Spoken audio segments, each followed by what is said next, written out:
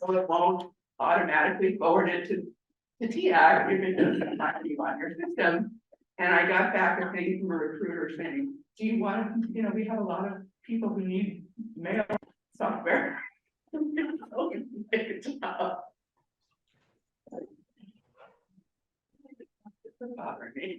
Yeah. How are you, Pam? I'm doing okay. How about you? I'm doing okay. Thank you. Do I have this all connected, Chris? Did I do my job right? Got the owl. You really only have 3 in person? We've got 6 minutes. Okay.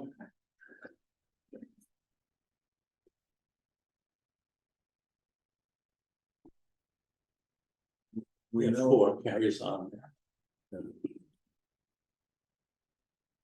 All right, Yes, I'm here.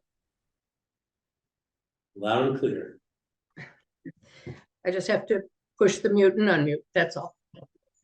I still haven't found the raise hand pair up on this one, so. I will. Yeah, Yeah.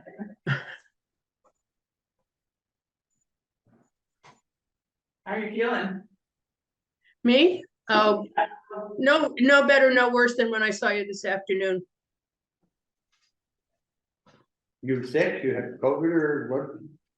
No, just a cold. I spent the day much of the day on Monday with my granddaughter who was having a hard day, and she had a cold, but I didn't want to wear a mask when we were trying to have sincere conversations.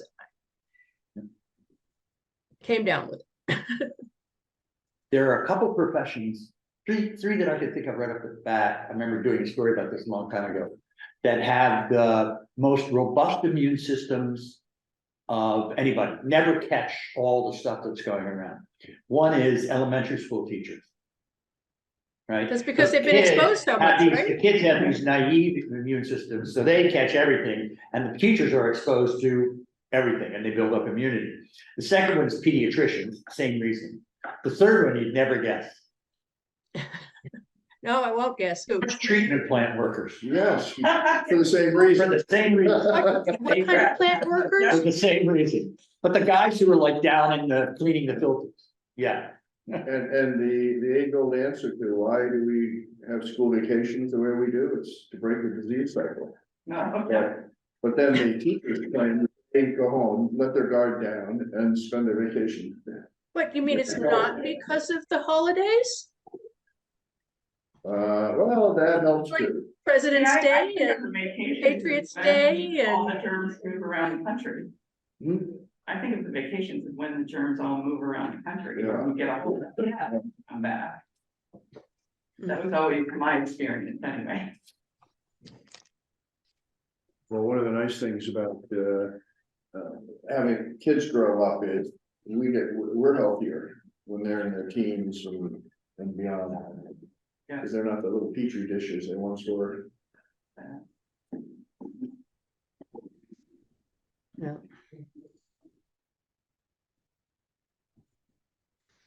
I had COVID way back in June, so I think, it's about time that I should start thinking about that again, but this ain't it.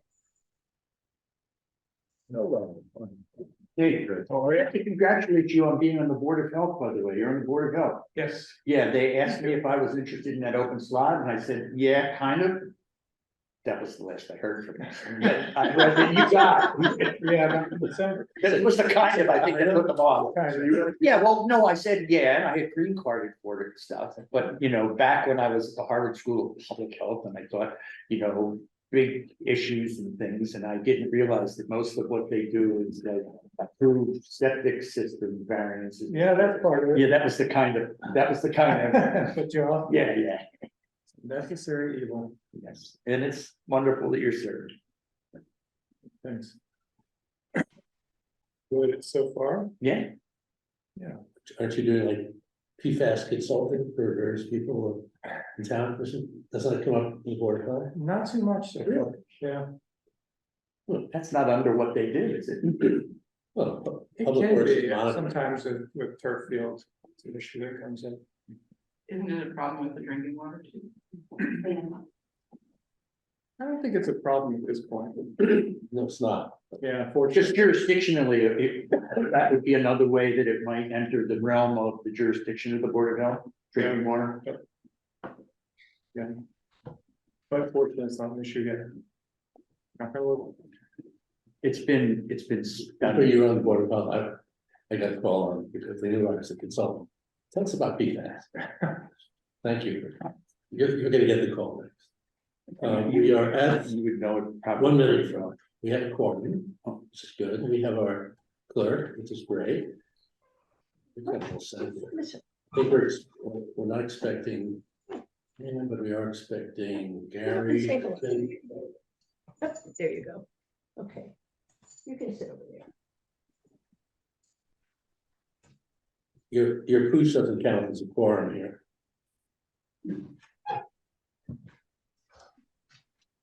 I got a friend with me tonight. Oh, look at that. That's the grandkid's dog. Can't be left alone at this point, too new. They adopted her just about a month ago. So that's the other reason I'm not at the meeting tonight in person.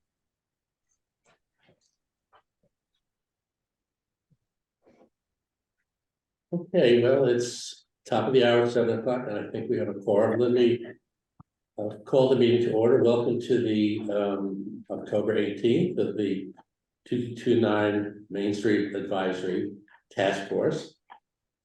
And I will call the roll now. Just go around the room. Kurt Herman, Here. Dave Roby, Sure. Rich Field, Here. Court here, Paul Bohm, I'm here, and on Zoom we have Gary Flood, Here, Gary Kleiman, I'm here. yeah, and Carl Simon. Here. Great, thank you all for joining. I was at the chair's breakfast, a couple of things on the chair's breakfast, but one thing in describing this task force, 2229 Main Street Advisory Task Force doesn't kind of roll up your, but so I made a bit of a crack. Actually, Diane Proctor, the League of Women Voters, renamed our task force the Take It or Leave It task force. So that's that's not mine. Diane did that. It was right before you were there, and I'm not sure it's exactly apropos, but it was out there. So, so we have a pretty full agenda. Let me just start off with some notes from the chair's breakfast this morning, some of which pertain to us, others are kind of general. I was unaware that, and Henry Dane mentioned that there are apparently new templates for agendas and minutes. I don't know, Chris Carmody, if that's correct, but he mentioned that either those are in development or they were on the town clerk's website. They handed them out or something. Oh, they did, okay. So I have one. We can forward it to you. Oh, well, it's okay, The town clerk did a governance training on Sunday, and Right. as part of that training, she unveiled an overhauled committee handbook, which she has copies of downstairs, so people are recommended to get that, and it has the templates for the agenda and the minutes. right, great, okay, that was the other note, that there's new committee handbook, it's available either online or in paper. We are getting, or we're in the town calendar. There was a question that came up whether our public forum coming up is on the town calendar. And I think it's either on there or about to be on there. One other item that I noted down during the meeting, the transportation committee is very active in town in developing a strategy. And we've talked at various points about the site and how do you get to the site and transportation. So just a thought at one point, we may want to invite somebody from the transportation committee when our reuse pieces are more fully fleshed out to see if we can kind of mesh what they're thinking with what the site may need as far as access. So that was a light bulb that went off. There's a cell tower listening meeting coming up. Is that tomorrow? It's tomorrow at 5, I believe. And I guess there are discussions about various placements of cell towers, whether in the middle of town or at the high school or whatever. So it's still a bit in flux. So that's for your general information. And one thing I want to mention has come up, and I think you or Rich and Court who were in attendance at the training meeting, is the question of our work streams and whether they constitute subcommittees and whether there's an open meeting law issue here. So there's been a few discussions. I know Chris Carmody has been involved in those. The work streams, so I'm aware of that, and the work streams were designed to do research and to do fact finding, right? We're interviewing various people in town, we're finding facts, and then the work streams come here. If there are any deliberations, we deliberate. The public forum is an open meeting, which is published as a task force meeting, so we probably will deliberate there. The EPA meeting is not going to be a public meeting for this task force, so we'll attend, but we won't deliberate. So I think just in general, I think I want to stay the course in terms of our work stream activities, that when we are interviewing people, we're not deliberating, we're finding facts, and which I think we are, continue to do so. We really can make decisions, I think, without getting a lot of facts and information from a variety of places, from town council through our EPA contractor SKIO, through RU Associates. So I just want to keep in that fact finding mode. I do believe though that Chris and the town clerk are consulting with town council to just make sure that we are on a straight and narrow. So just want to let you know about that. Court. And I've encountered this same situation before. I think the straight and narrow for us would necessitate the fact-finding direction, the queries we're going to ask surfacing here, so that nobody could claim that two of us determined outside of this meeting the nature of the fact-finding. So I think that obligates us to simply, as we're doing already, be very explicit. What have we done, and what are we going forth to do next happens at this meeting, and I think that might be the straight and narrow that. I think that's exactly right. And well, there are lots of reasons to do that. One is the open meeting law issues, but also as part of coordination between us.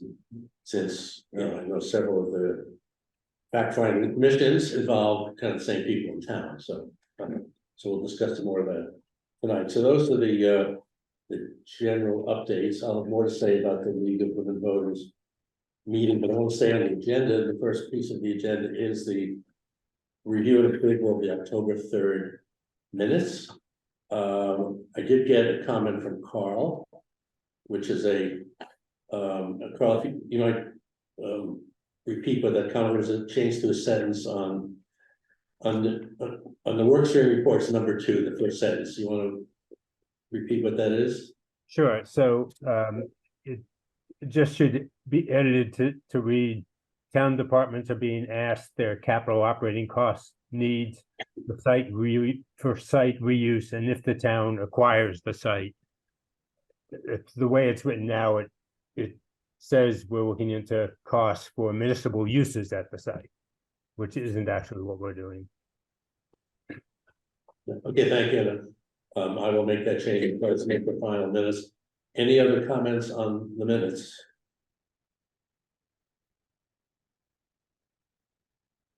Hearing none, we have a motion to approve the minutes. So moved. Do I have a second?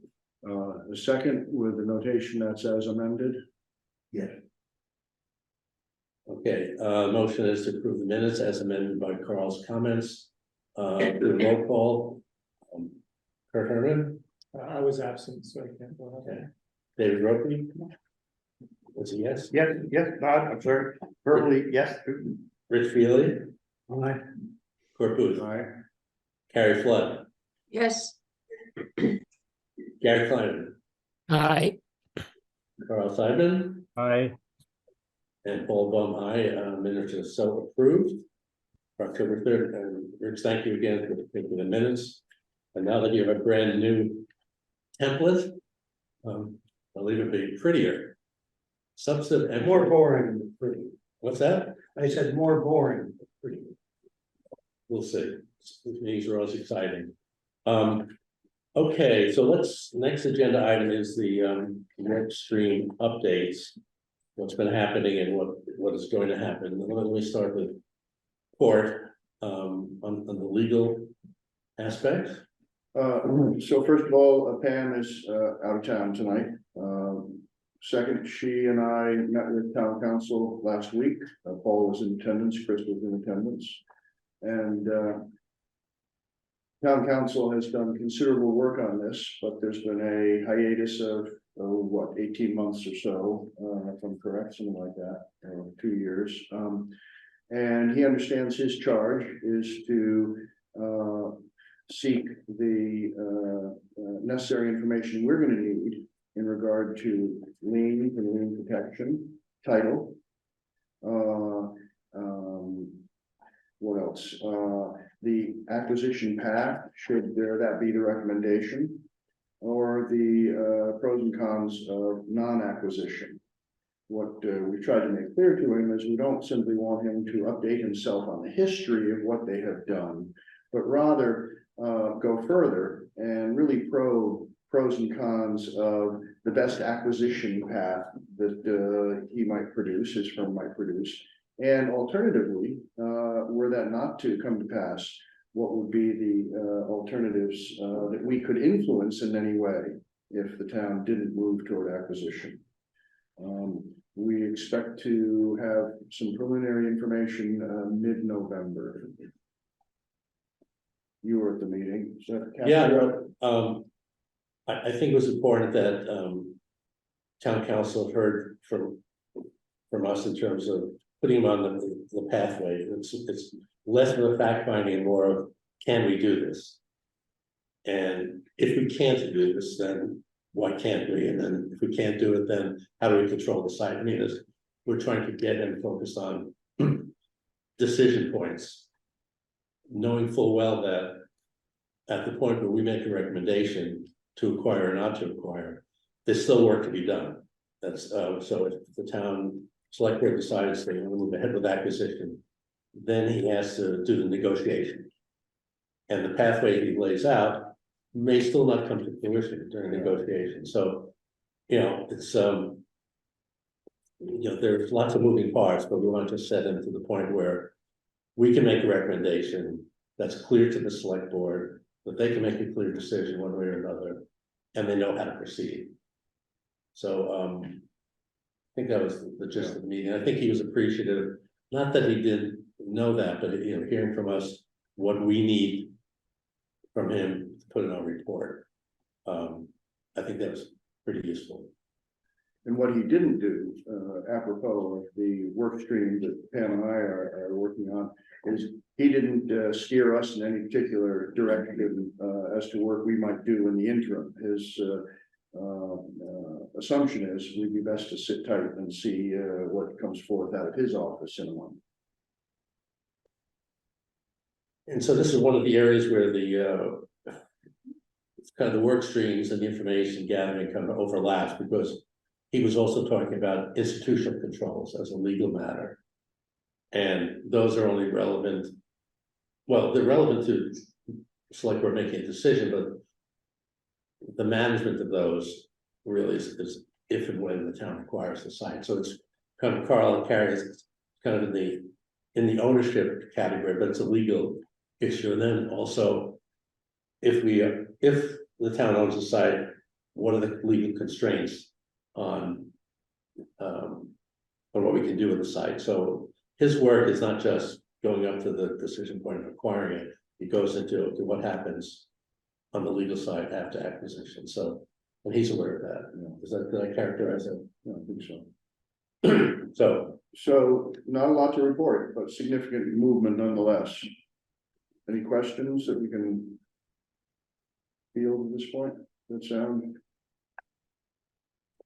Yeah, and the real good news is, he's select board given us and him the funding to move forward, and he's aware of that. So I forget when that occurred. It seems so long ago, but maybe since the last meeting. I don't know.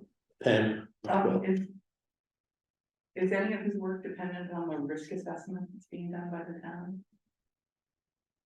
Risk assessment being done by who? By the town, don't we have a use risk assessment? Rue Associates. Yeah, Mhm. We did not discuss that. Okay. But yeah, that and any other information that gets surfaced is gonna go to Anderson and Krieger. So that's one answer is, yeah, they're gonna be privy to it as quickly as we are. I think the timing of the results of the Rue risk assessment are gonna be well into 2024. We don't have an exact schedule. They're still getting their arms around the data for the site, but I would expect it's well into 2024. Frankly, I don't see the legal decision hinging on the risk and safety work. I do think that he's also going to advise us on insurance as well. So that's sort of a quasi legal risk issue. So he has his eyes on that as well. So he'll be working on that. I know there's people in the public here interested in that matter. So, but not the risk per se. I don't think legally we have an intersection of the reuse and the legal piece, unless there's some legal constraint other than the institutional controls that prohibit use of the site. I mean, it's something we're gonna have to think through, but there are some other clear overlaps. Okay, any other questions comments on the legal stream? Anything that you think we ought to be telling Mina to do? I'm gonna ask for public comment at the end of the meeting, Nancy. all right. And you'll see what we just reviewed, embedded in the slides we worked on, even though it doesn't refer to the town council per se, it refers to what the legal work stream is doing. Well, David, I would think that the handover at the end of the cleanup, when somebody acquires it, the town, it becomes private and whatever happens to it, that there is, and this is based on my vague recollection of brownfield sites, that there is a legal statement or some sort of binding legal something that the EPA says we did it. That Rue can give us its comment on the risk status of things. But the legal acquisition is contingent upon the ROD having been met and all of, I don't want to get into acronyms, but the EPA having fulfilled its cleanup job. There's got to be some legality that is that puts a finality on the cleanup that allows for the transfer of ownership. That strikes me as what is contingent upon the change in ownership. The change in ownership is contingent upon that. Here's where Paul and Pam can correct me if I have it wrong, but there's going to be several things EPA does in regard to that handoff, as you say. One of them is what they refer to as a comfort letter, which outlines their degree of comfort with the handoff, thus our subsequent comfort. Do I have that right? It's a vague term, but they use it frequently. so I'm gonna ask Kara about this, because she can answer the question. I think the comfort letter comes a little earlier, but we're talking about a handoff of the site, and this site won't be closed out. Right, Kara, because closure happens when it's totally done. There's gonna be groundwater treatment for Correct. So lots of years. what will happen Right. will be a remedial action completion report. And so those will be completed at each stage of the remedial action. So we might get one done next year for the small soils areas that we've done, but then they'll be done for each part. So I think we're gonna have 6 of them. Once that last one is done, we'll be able to note that all construction is done at the site, and then we'll officially move into the operation and maintenance phase. And that's, maintaining the groundwater treatment plants, monitoring the groundwater on the site, and so forth. But that would be that point, and Kat, correct me if I'm wrong on this, where property ownership can change once we finish. Actually, yeah, so with a Superfund site, it's a little bit different than brownfield sites. Ownership change can happen at any time. There is no trigger for when a property can transfer. It all depends upon the new buyer's comfort and when they want to take the property and how much certainty they want. Right, and there is a due diligence element here that the town has to do their due diligence on this, whether that's a paper review or, look, this is down the road, but there is, I think Kat is right, the town could acquire it tomorrow. But the warrant article says that the select board needs to wait till it's cleaned up. So what does that mean? What does that mean? And when does the town have comfort that that's done? Yeah, that was what I was referring to in terms of it being a legal question. So we have town council figure that out, exactly, and we need some help, so, yeah, not uncomplicated. Carl?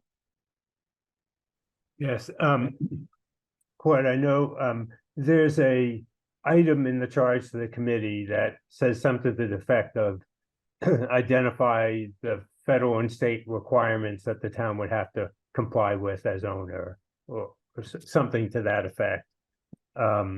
And I did that come up at all in discussions? I just want to make sure that doesn't get lost. It's not as prominent an issue as the pathway to acquisition and the risk issues, but it is an issue that we're being asked to address that is a legal matter. So I just want to make sure it can get lost in the shuffle.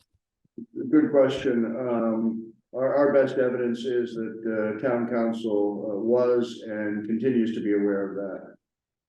Right. And is going to be thorough. I guess a related question is any work stream working to define what substantial completion means at this point?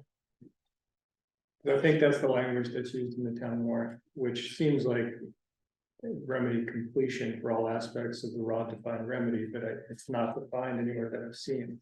Well, interesting, we have an important interface, and that's with the 2229 Main Street Oversight Committee, which Pam is a member, and they have eyeballs on the cleanup as well. So I'm not sure that's the answer you're looking at, but if there's a So group I that's- know when we wrote the warrant article, the idea was that everything was cleaned up except that the water treatment was.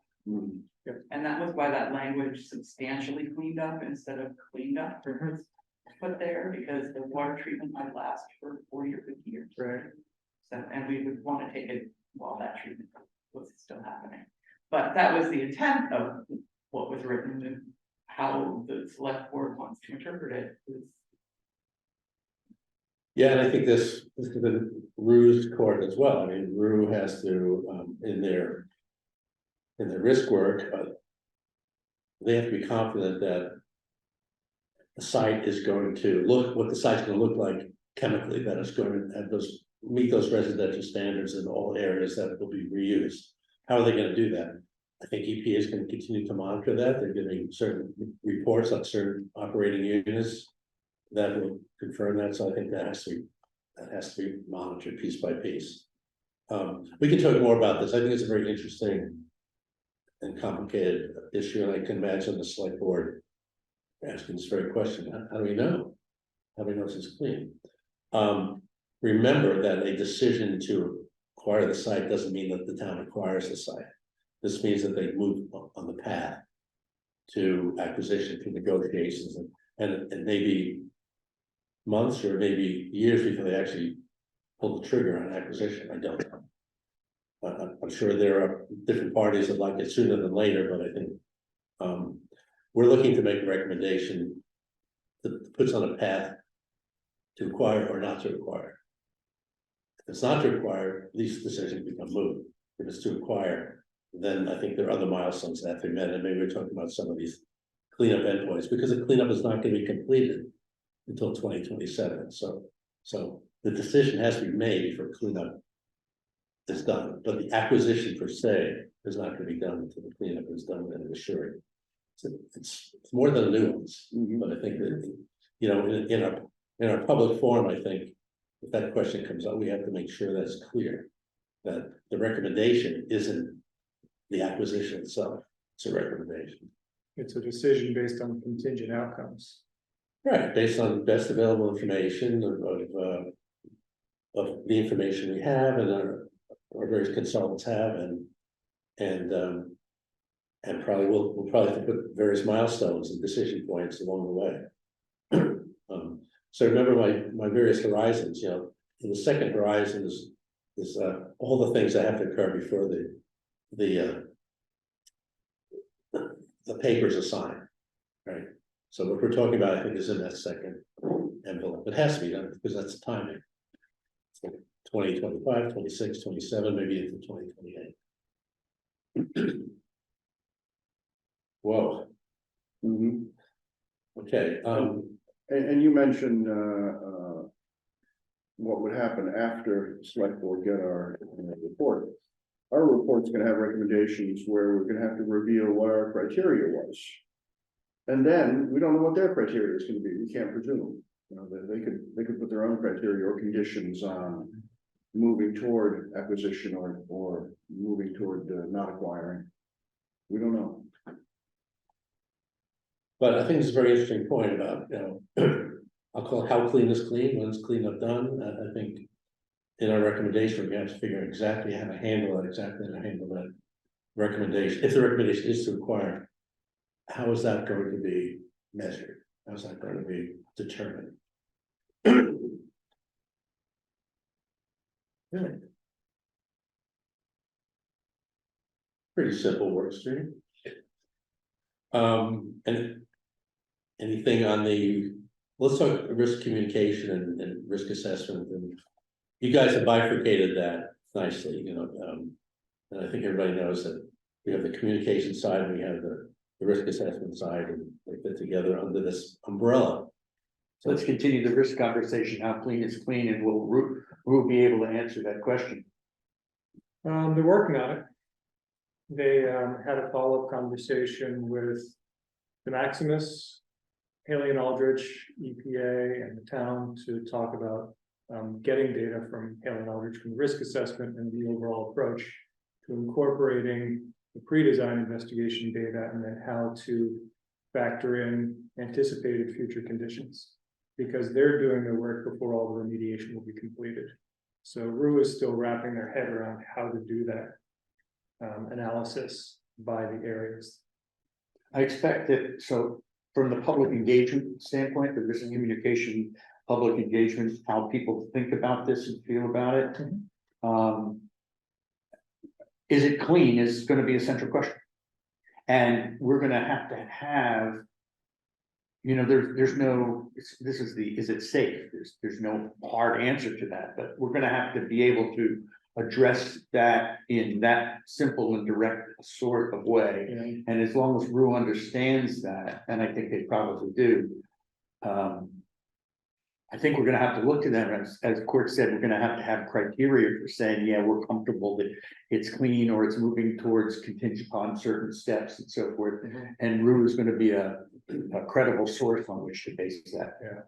I think that one of the ways to stay at is it's going to be cleaned up to residential standards, even if it's not being used for residential purposes, of being able to explain in simple terms what that means. Yes, So and that's critical as popped up in the League of Women Voters meeting.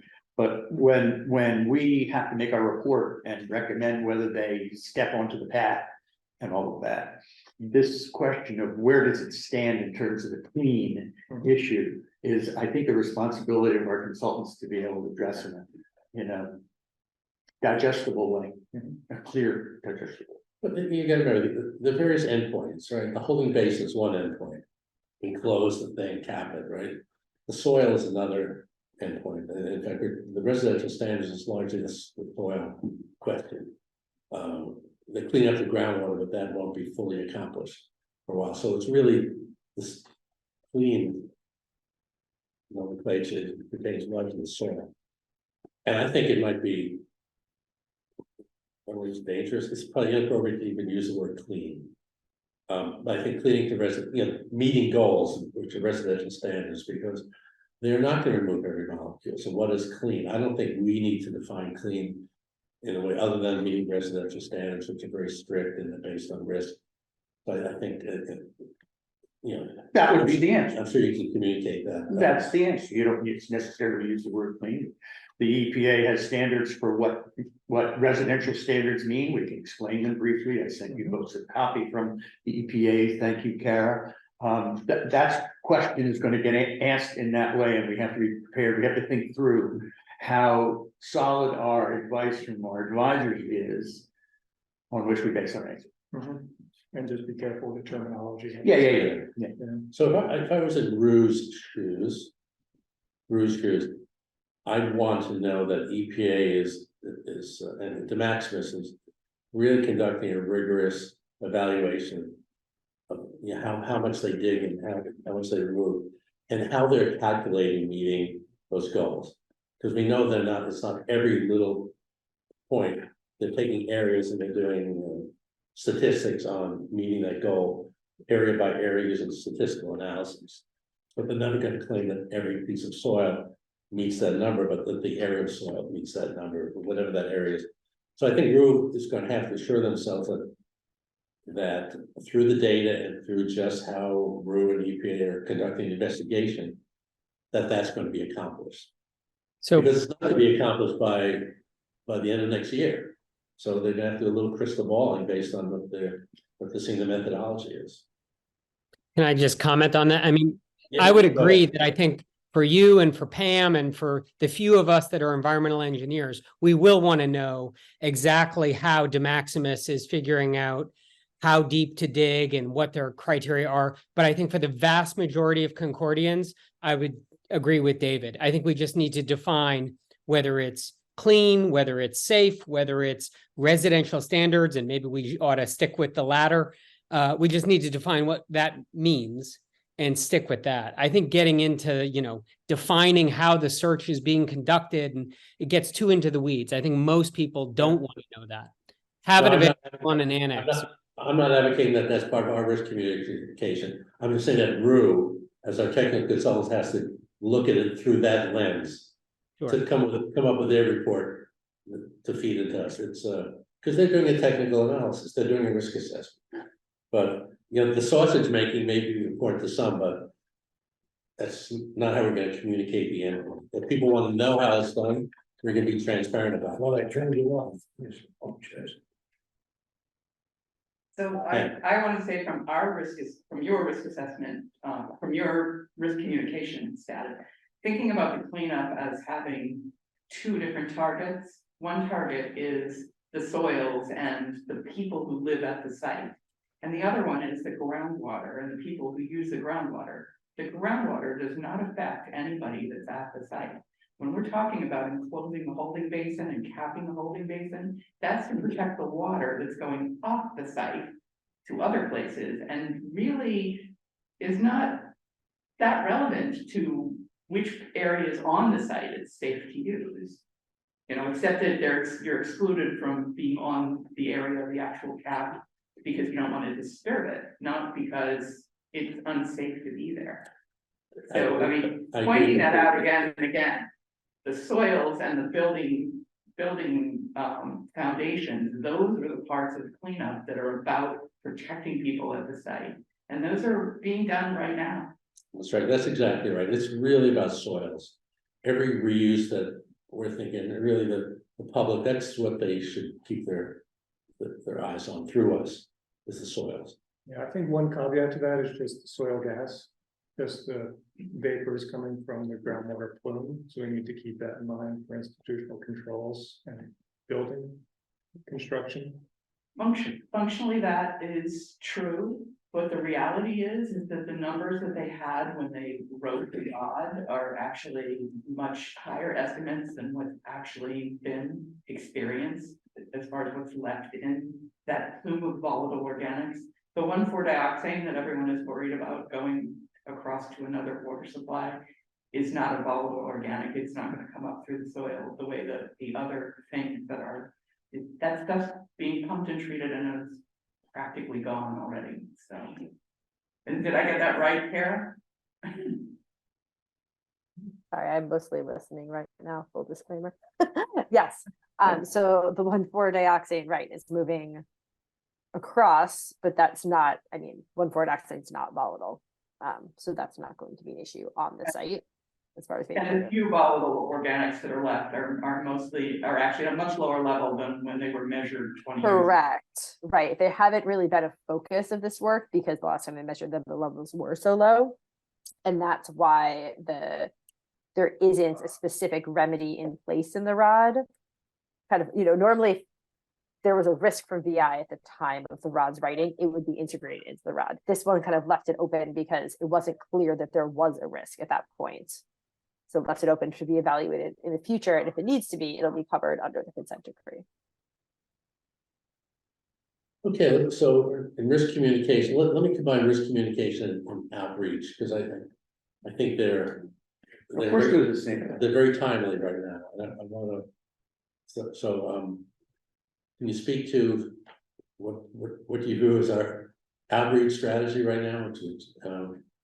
It's very sloppy and ad hoc, and people are doing various things kind of separately and on their own.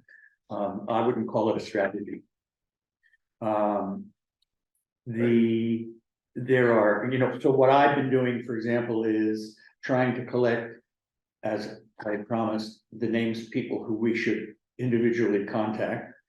And the request was made to members of the committee to give me suggestions, and I got exactly one submission from members of the committee as to who we should reach out to. Let me finish, please. Meanwhile, a number of people on the committee have reached out in ways that make perfect sense on their own, which is terrific, and adds to what we want to do. This is about the meeting. This is about here.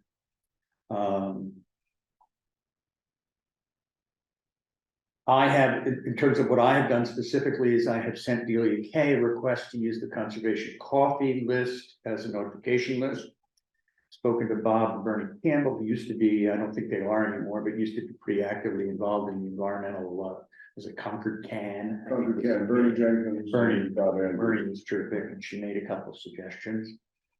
The copy was provided to Chris for the flyer and that kind of thing. But in terms of outreach to notify people, there's copy ready to go to the Concord Bridge about our meeting that Paul and I have gone back and forth on.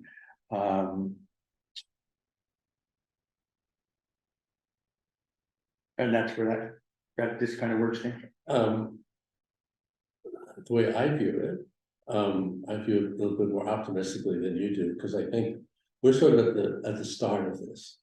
And fortuitously, I got an invitation to speak to the league. I mean, Oh yeah, that's awesome. so that's great. EPA is having their meeting and people are gonna learn more. We're having a public forum. I think based on all of those and what we hear from all of those, I think that'll help us figure out what to do next. Not who to talk to, but how many forums, what topics, what are on people's minds. So I think having these larger discussions are part of our fact finding, what's on people's minds. And we're not, the more of those discussions we can have, and personally getting invited to various forums, I would say everybody, I think we should be coordinated, because you should know about all these things, but. If I was supposed to do outreach, that was kind of the idea that I know, but the committee came up with, and so it's only, the question is only whether it's a strategy or whether we're all kind of doing our own thing, and cumulatively, the end is the same. it is. I would offer up. My question to David is, what do you need to develop a strategy? Like, I think the whole committee would probably support you in developing a strategy if we're not doing the right things that a strategy would recommend. What do you need for us to have a coordinated strategy? Well, the first thing I would do is repeat what was clearly stated to the committee last time, which was, please send me the names of people to whom I should specifically outreach with an invitation to the meeting, which was something that you thought was important, and I agree with, absolutely, rather than just put up a flyer or a news and notices and so forth, to send those messages out, as I've done with Dealey and the Conservation Coffee. You guys know people in town way more than I do. That was something that we agreed on, that I would hope that you could act on. God, all you guys know people who've been involved in this. So you might be able to make suggestions. That just makes it a little bit more coordinated. So Paul did a wonderful thing the other day. He's on next door for Thoreau Hills, or next door for Elm Street, or next door, however the hell next door defines itself these days. And he posted something there. Awesome. If it's gonna be a strategy, if it's gonna be coordinated, those things, So that was all about the public meeting. I mean, right? that's an invitation to the public meeting. That's Yeah, a strategy. you gotta about the make, public meeting. we gotta spread that information, that's not a separate strategy, the public forum is one piece of this. So we have to. That's what I'm talking about specifically at the moment. Yeah, so we have to make sure we're using all the outlets. I mentioned the chair's breakfast this morning, and we ought to use any vehicle we have to promote the public forum. We have a flyer that is in development. What are we gonna do with that flyer? Correct.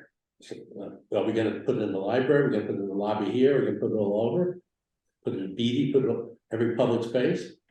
Why not? I don't know, so we can have a flyer.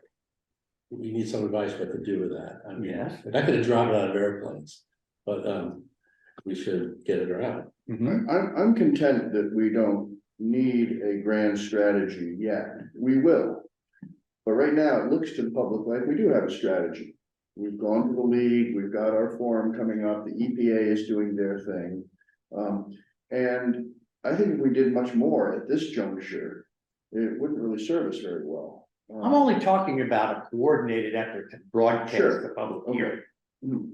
That's the only strategy that I'm talking, that might be too fancy a word. I'm talking about a more coordinated effort to do exactly what Paul was urging us all to do at the last meeting, which is maximize attendance and participation and public engagement at that meeting, and that feels rather ad hoc to me at the moment. Got it. Well, let me just suggest one way, I think we all have outlets into other committees in town, housing, board of health, school, et cetera, et cetera. Let's start with that outlet to let your committees know, and the people there, and kind of, it's like the dendrogram, and they can spread the word as well, so we should start with not so much the individuals, but the committees that we work with. Great idea. It would- I actually hear what David is saying is not like we all need to maximize our ad hoc networks and reach out to everybody we all individually know as broadly as possible. While I think that's your goal, Paul, right now, to get people in the seats, I hear David saying, no, a strategy is a little bit more savvy, and you start by figuring out who are the audiences that it's critical for us to reach. And then we think about what are the ad hoc or coordinated outreach strategies that will ensure we reach the audiences that are critical. So that's a little different. And I hear Court saying, maybe we need to reach those audiences eventually. We don't need to now. And I would let David guide us. If those audiences are critical to reach at the outset, rather than later on, maybe we should be listening to him rather than just sort of all ad hoc outreach. I don't know. I'm hearing both sides of this, and I don't know that. I would put it this way. We are, with this meeting, I'm focusing on the meeting as the first public engagement, really big thing. Establishing a relationship with most of the town. Right, the League of Women Voters was a thing, and that's one audience, that's one population. But we are establishing a relationship with audiences. This is going to be their opportunity. And making sure, as Gary noted, that audiences that might give a damn are invited to come is relationship building. I used that phrase a few times when I was describing risk communication as different than just PR and putting flyers in windows. Risk communication is way more than that. It's relationship building. It's showing that we are trusted and thinking about people's concerns and reaching out to them. So that's why this gathering of names is important. Paul, your suggestion is terrific. That if you guys are on committees, tell your committees. But we got to know which committee might be missing that Dave would still necessarily have to reach out to. Is anybody on the NRC in our group, for example? Yeah, Karen. Okay, right. So knowing, yeah, right. So knowing where the gaps are, so that we can make the invitations to the people, as Gary pointed out, who would be particularly concerned, is the strategy for the PR of relationship building around the public meeting. That needs to be a little bit more robust. And I Go think ahead. too, you're talking about the groups that have a basis for understanding. but they may also be the groups that have credibility and standing with the wider public when we come closer to actually acting or not on this. And there's, so I like very much what David is saying here. I agree with that. And I think the two general groups of people we need to reach out to. One up all the abutters. Looking at the Waters Pond situation, the abutters are really important. Absolutely. The Assabet Bluff project, which is a housing project, the abutters were really important group. So I think, you know, which is the next door neighbor, Thoreau Hills, that area, we have to make sure that they're aware. I mean, I can take that on because I live there. So the abutter, next group. But the abutters also includes Cranberry Cove or Yes. whatever. It includes Right. the views. It includes. Well, let's be Black- clear. You want to do that? You Yeah, got it? yeah, Good, done. I got the abutters. We'll have to define what that means, but actually, EPA has defined what that means, because they put flyers in the mailbox of everybody within a half mile of. Well, you and Pam and people know who the neighbors are and Yeah. who would be concerned, and they are certainly, you may recall when I'm describing risk communication at the beginning with this kind of systematic way of thinking, one of the columns was audiences. That's what we're talking about now. So you know within abutters who that means, if you're comfortable. Yeah, Let her rip. I'll define the, I'll get some help in doing that. Obviously, the environmentally attuned people in town, that's why I reached out to the Conservation Coffee and Bob and Bernie, and I've talked to a couple other people I know in First Parish who are environmentally attuned. But I'm open to suggestions. The people who are concerned about environmental issues probably is, I would suggest, is an audience to make sure we invite. I think we should add our public health community. It's not too early to dial them in. And who would that be and how would we reach them? Emerson Hospital has their community outreach coordinator. We have our own board of health. And mind you, See here, invitations that don't yield somebody sitting in a room still serve their purpose. their relation, that's why I prefaced this, Court. This is relationship building. Yeah. This is demonstrating good faith And in it's what also- our product will be, trustworthiness, that we're respecting Right, these right, right. things. It's not about attendance, it's about relationship. And I'll be more direct and say it's about reducing the number of people who are amazed and surprised at the 11th hour. Part of relationship, building. Exactly right, Frank. David, do you have the housing list of CHDC, the foundation, the housing authority? You sent me those Okay. groups, yeah, I don't know who they are, I haven't done the homework, to be honest. Well, no, I can talk to me after the meeting, I can. All right, emails or Or I can contacts. give you But Rich raises that, so there's another category, so we're talking about concerned citizens. Yeah. But we also should be talking about enthused citizens. You know, the housing community, the recreation, people who see the site as a positive. A reuse citizen, I talked to Brad, for example, at First Parish, who was here, talked to us about the eagerness to use the site for solar panel collections. Yeah. There's a whole bunch of people in the communities who are eager to have their 2 cents worth in on what the site gets used for. Absolutely an audience, a pretty diverse audience, of which I'm only vaguely aware. The solar people came up to me after the solar people. The solar energy people came up to me after the league people and gave me address. Did I send those to you? They gave me contact information. They really wanted me involved. Okay, I get that to you. The housing community. Yeah, well, no, but I wanted to say, I had a conversation with Dean Banfield, and he would like, Yes. you know, a chance for the solar siting committee, I think, to talk to the whole task force, but, you know, the bottom line that just from that short conversation, we're very interested. We could get a lot of what we need without the whole site, and yes, you can put batteries under solar panels, so you get a twofer that way. But we ought to hear all of that, I think, and besides. Thank you, and this is an example of what I'm searching for, what I think needs to go into the risk communication first step strategy around the public meeting, which is thinking through, as we're doing here now, who we want to make sure feels invited.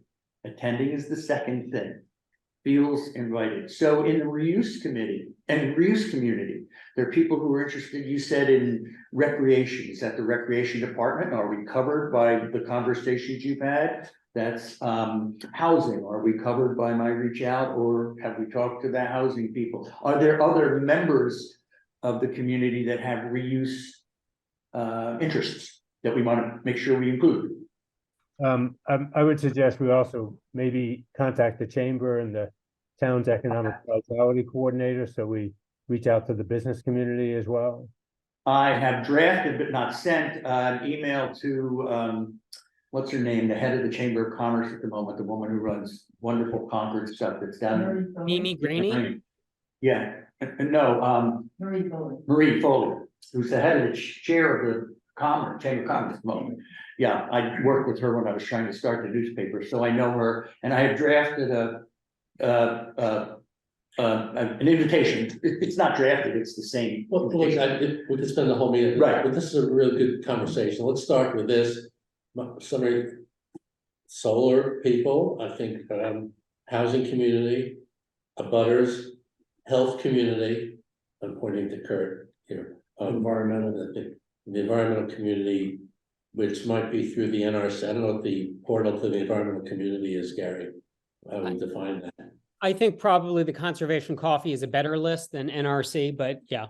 And David already has that. But I want to remind the whole committee of what I said when David first requested us to look at this. I mean, it perhaps is crass, but if you want anything to pass at town meeting, which whatever we do with this site, you know, to acquire it or not to acquire it, it's going to have to pass at town meeting. It's mommies and daddies, the school committee folks, and seniors, because those are the people who show up at town meeting and vote, whether we like it or not. So I would definitely target them. Is there a school reuse interest in the site? Is No. anybody- I'm gonna give you our contact for our sustainability director in school. We have our town sustainability director as well. And I think the avenue we ought to pursue also is the PTG presidents. Yeah, that's what I was- Those are the people who are on the ground at each school, parent to parent, which is very persuasive.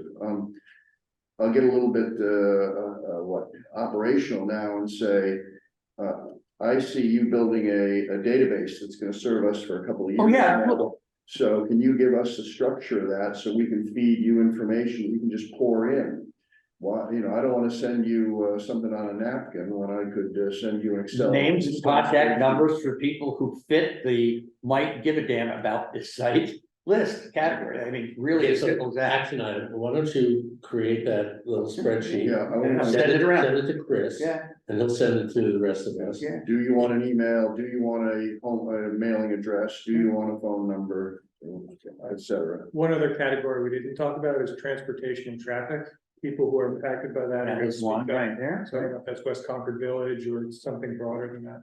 Well, the transportation committee, I Yeah. said earlier, I don't know if that's a start for that. But we need to move on to the conversation. I'll send please fill in this chart with your contact stuff list around. And we promise this time to respond to you. And I promise to try and figure out how to use Excel in the first place. So like the Chamber of Commerce, the Concord Business Partnership too. Yeah, that one's key.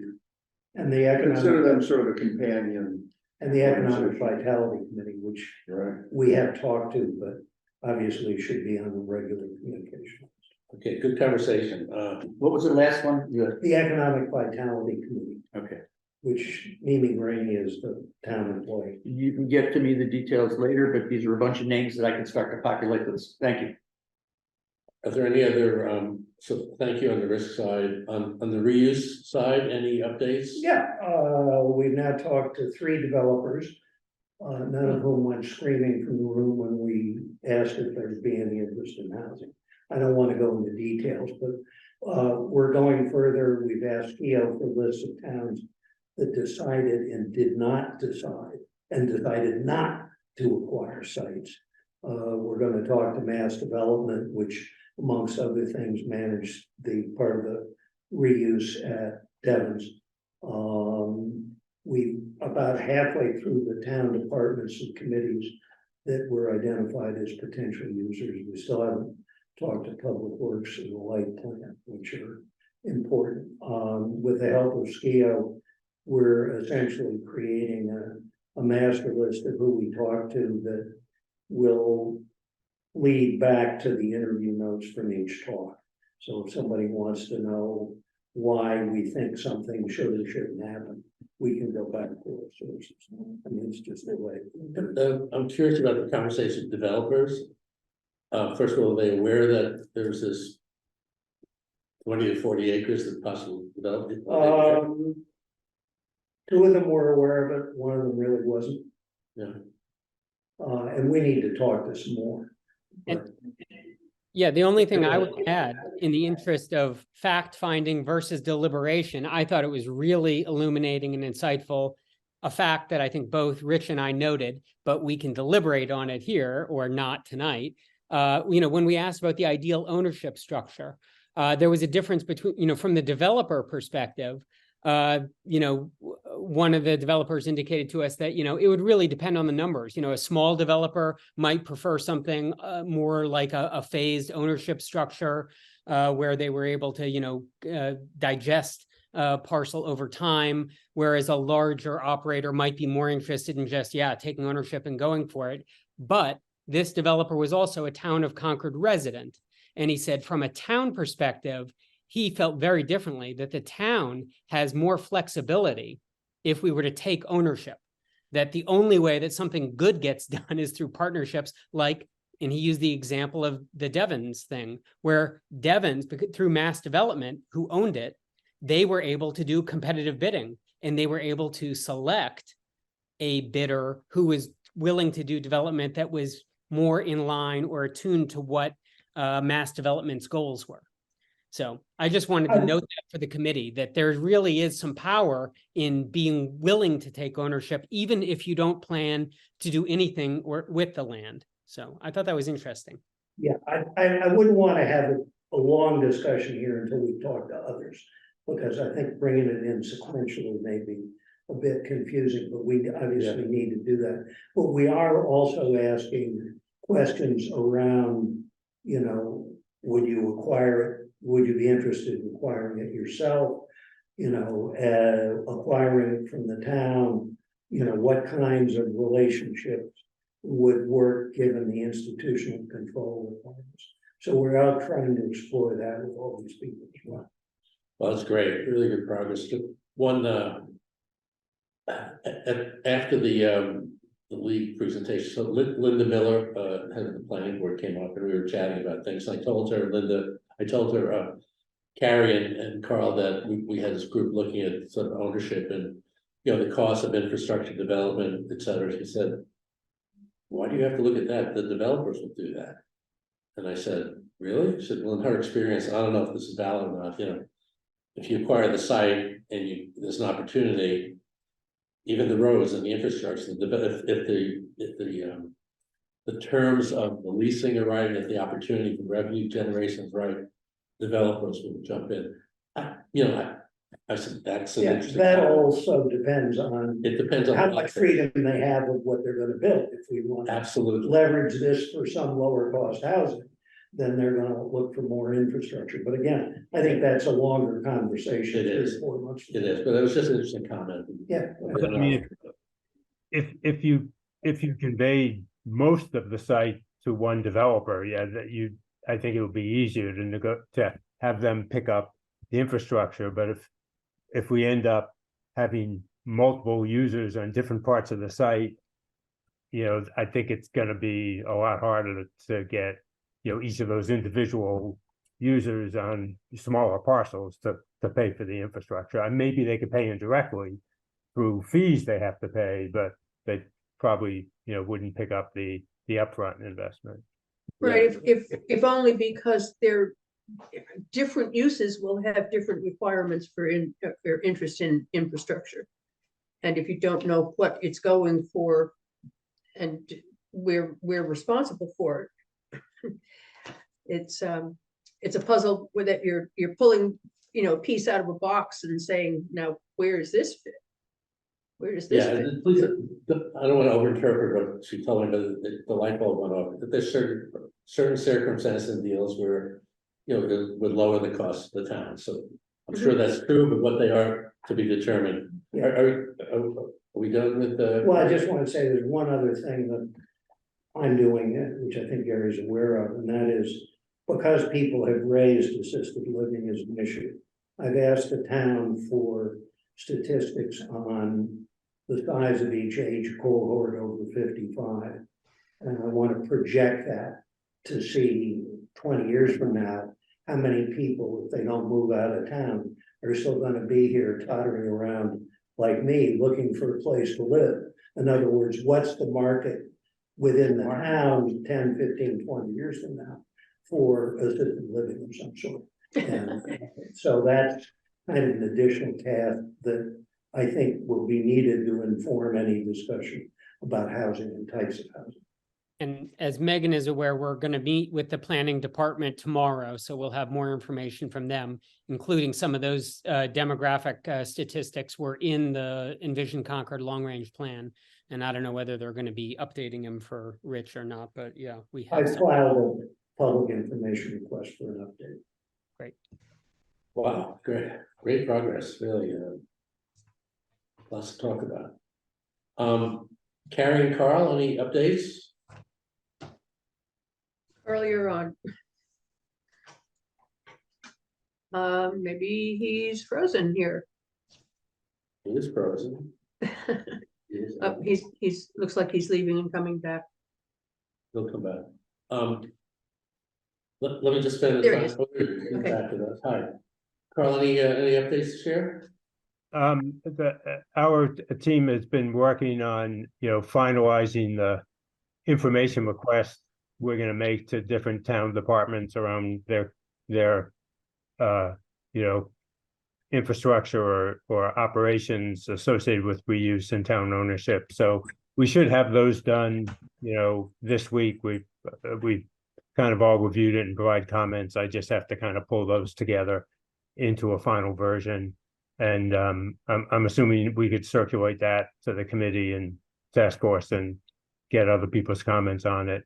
And then we could talk about the timing of sending that out, because I, recognize that the reuse group is already, engaged with the town, and, we want to be cognizant of not overburdening them. But and then we've also developed a list of questions for other communities that have Superfund sites. So once again, have those finalized this week, and we can look at those. So we're sort of, putting together our sort of information collection tools and hope to get those finalized. And then, hopefully after the forum, we can start reaching out and beginning the information collection. Right, so much of what we will be responsible for and what we're trying to think of depends on what the other three groups are turning up in their own work and what we hear from the public. So We've tried to We've had- flag in talking to town departments that you will be contacted, that we are not we're not the only people in the task. right, Appreciate it. And they've been receptive to talk to us, I assume. I mean, we still need to get a couple of emails responded to, but most folks have been very forthcoming and very helpful. I mean, for us Nobody has to been get unhelpful. any real objective, suggestions or estimates on costs, somebody needs to know what we're talking about. Yeah. So, I mean, I think it's, I think our plan, at least on the infrastructure side, is to kind of work off of the master plan concept from the last reuse plan report, with the notion that each of the areas Right.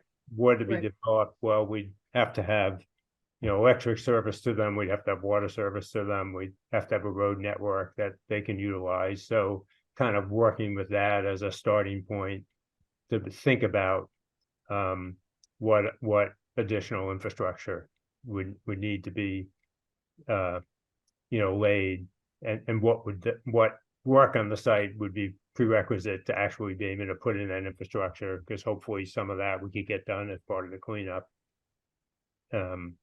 And then once that's sort of determined, hopefully they'll have some way to estimate the operation and maintenance costs associated with that new infrastructure, and that's how we're hoping to tackle that piece.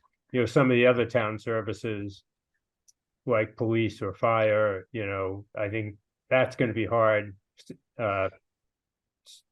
to estimate service impacts without knowing what's gonna happen there, right? It's gonna be very different if you end up with a lot of residential development, or, you know, or if it just ends up being, you know, something that's less active, etc. Okay, great set of updates. So I want to very briefly give you a debrief on the League of Women Voters. Talk. I think talk went well. My technology failed me twice. I'm not going to complain, but I had to run everything through my computer, and I was like the IT guy there. So but it's on video. Minuteman Network has the whole video if you want to watch the whole thing. Which I had to watch because I wanted to know what questions were asked at the end, and I did. There were a lot of questions like cleanup. You know, I went through the whole thing, and there were questions like what happened to the drones that were there beforehand. Where did the residues go, and where is the soil going to go? You know, sort of like, and I could answer some recorded, and others were there. So I didn't have specific information on a lot of the remediation, other than the drones were removed. We were asked about PFAS, and I think we went into sort of a discussion about not only about PFAS, but about the process by which EPA finds new things and addresses new things. They've done it with dioxane, and they did monitor for PFAS and didn't find any.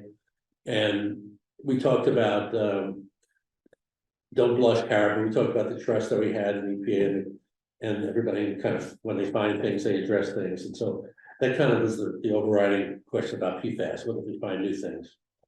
But again, cleanup questions. But then there were questions about examples of what the other towns have done with the sites. And I told them that was part of our fact finding, that we are going to be talking about the towns that have acquired sites and have refused to acquire sites.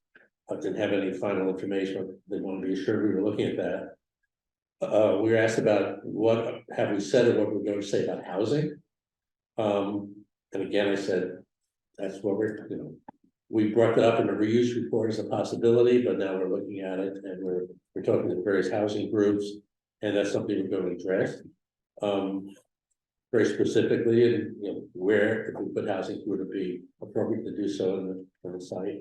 So we are addressing housing. I was asked who's going to develop the site. Another interesting question.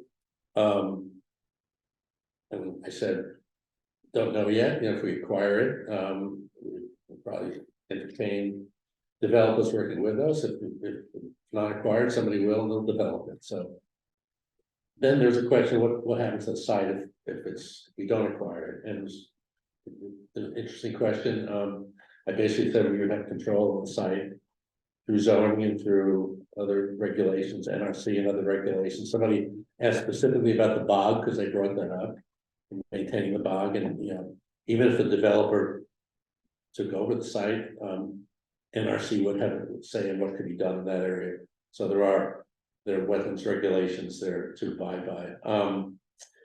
I was asked, what if can we buy part of the site? Boy, that's come up before. Can we buy the good part of the site? I said, no, can't do that. I don't think I was asked whether we could sell it off afterwards, but I think I brought up the fact that EPA wants somebody to acquire the whole site, and probably would not be in favor of selling off pieces of the site in the short term, but that part of the whole negotiation would be, you know, the long term, what can we do with that site? So these are all kind of to be determined hypotheticals. And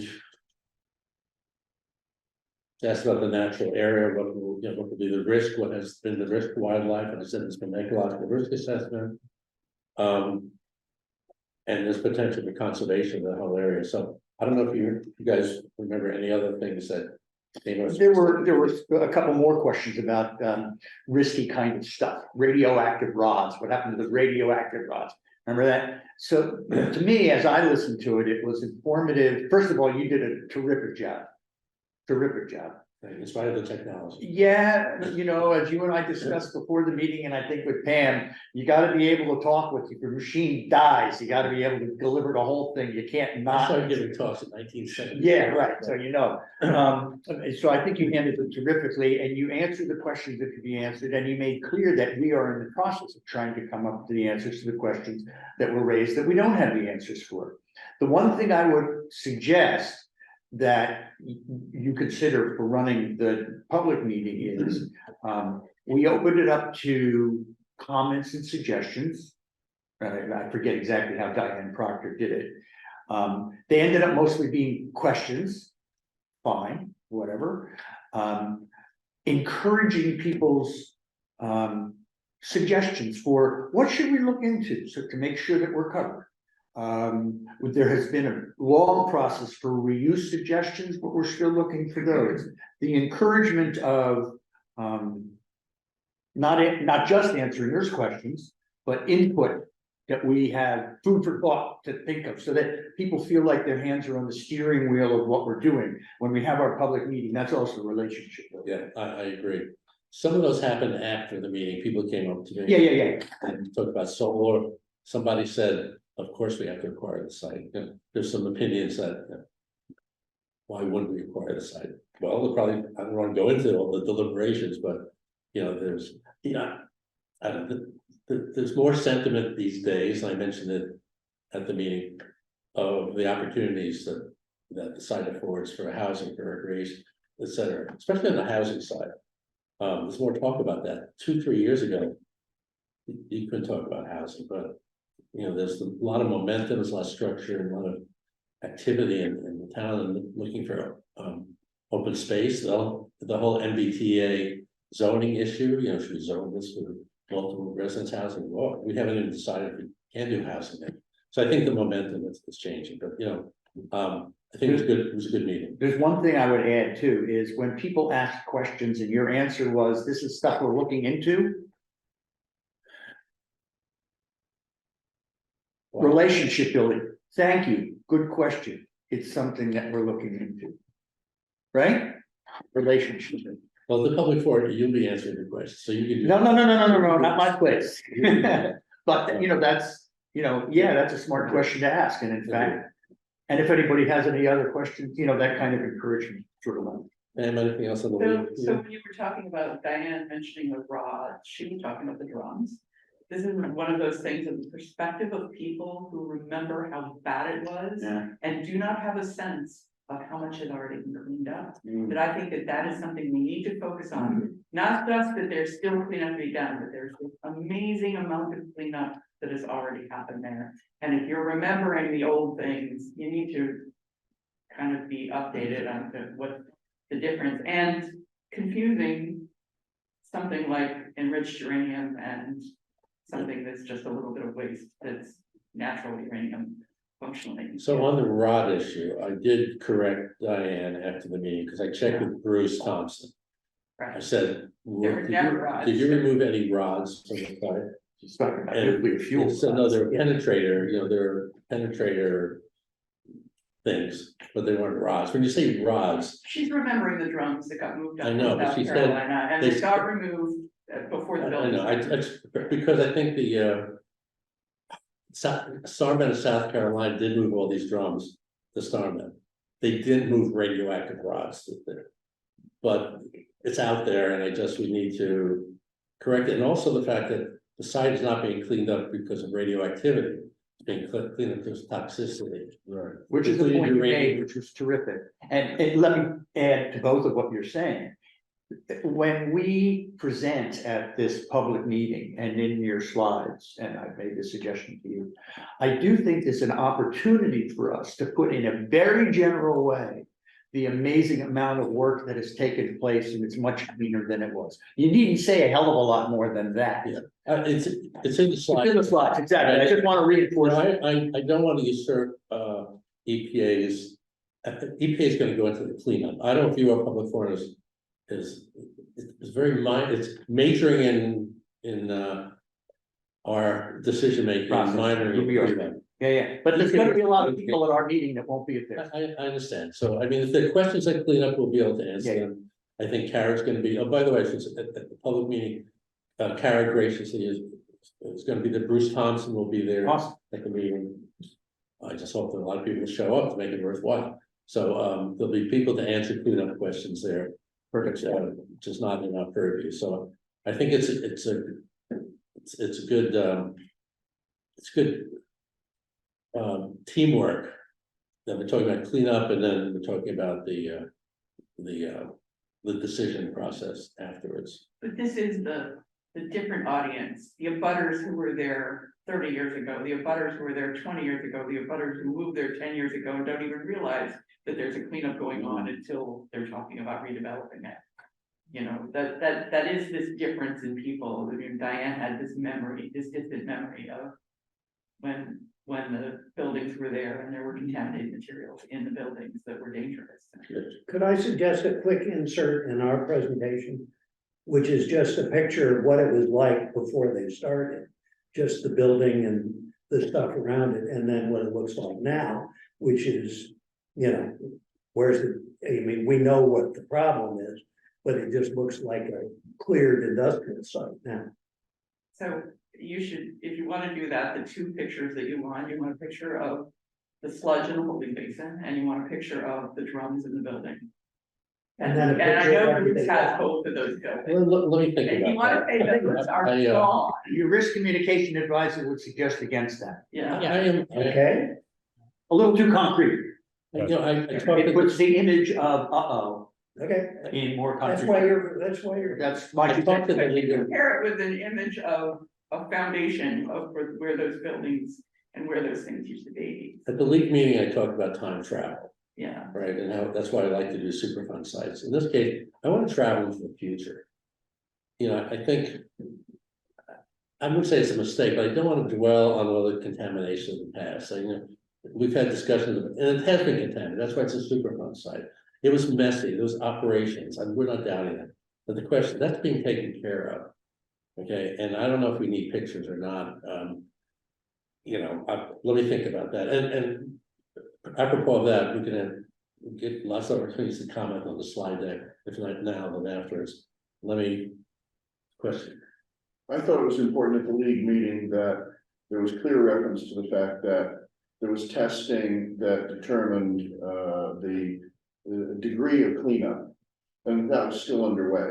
Scrape and test, can you stop here or can't you? This idea that we're not working with a closed checkbook and we're gonna do what we can with EPA money and then walk away. Rather, De Maximus under EPA is going as far as they have to go, and what we knew 2 years ago is different than what we know now. I thought that was very reassuring. Yeah, and I'll touch on that. And Kara, if I see one of these slides that I'd like to steal, I will ask, I will beg for that. You know, if there's something that's kind of summarizing some of these points.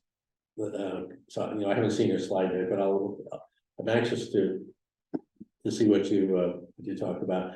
So let me think about how much I want to talk about the cleanup, because I think I want our. form to be I about- defer to David. I know. If I were from Mars, I think it would help me to see it before and after, but I can.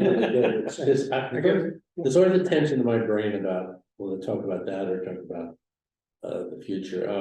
But anyway, you gotta talk to some extent about both.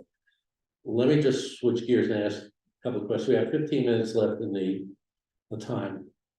We still, so I have a slide deck that you all contributed to here. We could go through that quickly here, but it's not gonna do justice, because you probably, on 2 slides, we probably take up all the time. I want to talk a little bit about the process at the farm. And I want to suggest, so there was this meeting that we penciled in on November 2nd, right? And I said, if we need that meeting to kind of just go over these slides, you know, keep that on your calendar. I think we're gonna need that meeting. Is that the one where we're debating morning or evening? Well, we can do, this is the November 2nd. Before you decide on that, We're not gonna have time tonight to go over the slide deck in depth. I want you to take a look at it, because I put it all together, send it to Chris, send it to you, so you can. You can revise it, comment on it, and then we can finalize that at the November 2nd meeting, which will be just about that. It'll be an hour-long meeting. I actually, if I could just say, I think we should do a trial run. I think we should not walk into that public meeting not having done a full practice run of the presentation. Okay. Not just talk about the slide deck, but actually, you know. Okay, I don't disagree. We have a limited time and limited number of meetings. Why don't you try to get me comments through Chris on the slide deck that has been kind of quote unquote finalized. I will revise that, and then you look at that and we'll rehearse that at the November 2nd meeting. So all the commentary will be done beforehand. I'll have it in the final slide deck, and then we can kind of go over that. Does that make sense? Yeah, and also maybe we should clarify who's going to present, who's presenting which sections. I mean, Is it all you, Paul, or do you No. expect each person to get up for each subgroup? So there are 40 slides right now. And so there'll probably be 45 minutes or so. Yeah, well, we may have to streamline it, so that's one thing we'll have to look at. But about half of it is sort of the introductory stuff, background, what we're doing, the charge, how we're organized, but then the rest of it is the 4 work streams. There are 4 slides apiece. For better So words. we have not seen those yet, right? What's that? We have not seen the ones with the other work streams. I mean, we gave you No. slides from our work stream. No. We have not seen. That's what I want to get to. I've been getting them in the last couple of days and putting them together and formatting them, so you haven't seen them. So that part, and for me, I want the majority of that to be you guys talking about what you're doing and decisions and what you hope to accomplish and what information you're getting. That'll set the stage, I think, for the questions. My introduction will set the stage for the questions. What you guys are doing will set the stage for the suggestions and questions. You ought to be looking at this, you're not looking at this, and that I think that's a segue to good suggestions rather than questions. More concrete, the work streams are more concrete. So that's the idea. So my question about that is, so that means one person from each subgroup is standing up to talk? And if so, when it says who we are, do you want a description of the speaker or both people in the group? To detail, I'll leave it up to you. I think you put both people, but whoever stands up at the work stream says, I'm Court Booth, and then. Court Booth, and gives I the thought we slide. have I think we do need to, so we don't have one 10-minute presentation and one 3-minute presentation. I think we ought to agree how long each work group should be, and then we should work within that. I would also suggest that we make very clear, these are interwoven, these aren't silos, which is self-evident to us. But as as a preface to, let's get through the 4 work streams before the questions. Because I think we can get derailed at each one. If we don't. And again, to emphasize that the 4 work stream groups are feeding all of that information. You were talking about this earlier, Court, when we were talking about the open meeting aspect. Fact-finding research. This is all being shared with the entire committee, and none of these things is the be all end all. Well, I may say that right when I introduced the work from the work groups. Since it's an hour-and-a-half meeting, 90-minute meeting, I want to leave at least 30 minutes, if not 40 minutes, to the audience. I don't think we're going to get through what we have to do in anything under the 45 minutes. So somewhere between 45 minutes and 60 minutes is our part. So I'm going to leave a solid half hour. I try to keep it to 45. I'm sorry? They're gonna start snoring if we go beyond 45. So I was thinking, max 5 minutes per work group, and you're setting the stage and giving the background is the other 20. Well, I mean, truncate one. You have 4 slides, and I think It's hard to do a minute per slide. You can probably do it. There's not a lot of information there. Yeah, no, I think we can do ours. I haven't seen everybody else's. We can do ours in 5. So you guys have to decide who's gonna present. It's a little bit trickier with. the Yeah, rest we'll of go the- separately, Yeah. obviously, pretty much. Risk and public engagement, I'm pretty quick. But on that point, if I may, since I have the floor for just a second. Most people come to these meetings, this kind of a meeting, wanting to participate, not learn. They're not coming to be schooled on our process. They're, Have to find out what we're doing. they do have to find out all of this stuff, Paul. I don't diminish that that's all important. But I'm being the public engagement guy in the room and saying that 45 minutes after I walked in wanting to participate, still not being able to participate, feels not like the meeting has served by I came. So what I'm suggesting is, as you finalize the slides and talk about truncating, bearing in mind that the tone of the meeting is, I'm arguing for more public time and participation, because I think that's the mindset of why people are gonna be in the room.